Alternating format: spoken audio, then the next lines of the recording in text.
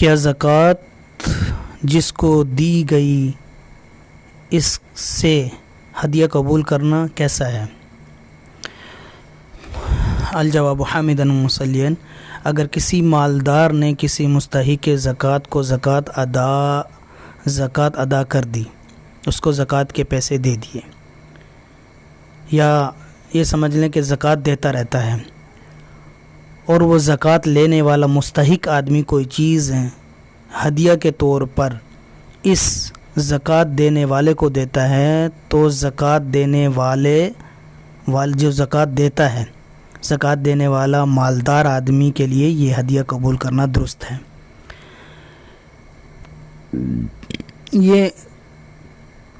لیکن زکوٰۃ دینے والا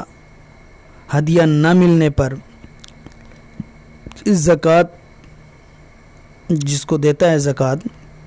اس سے ہدیہ نہ ملنے پر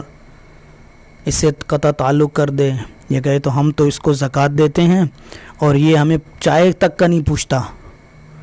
اور ہم تو اسے اتنی رقم زکوٰۃ میں دے دیتے ہیں، اس نے کبھی ہماری دعوت ہی نہیں کی۔ ہوتا ہے، ہم اسے زکوٰۃ دیتے رہتے ہیں اور کبھی اس نے فلاں کام ہے اس کا،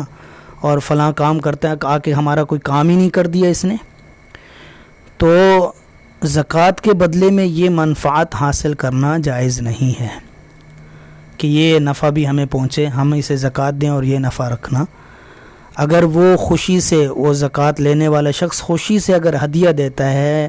ان کو کوئی چیز لا کے دے دیتا ہے، یا ان کا کوئی آ کے کام کر دیتا ہے، تو بالکل جائز ہے، اس میں کوئی حرج نہیں ہے۔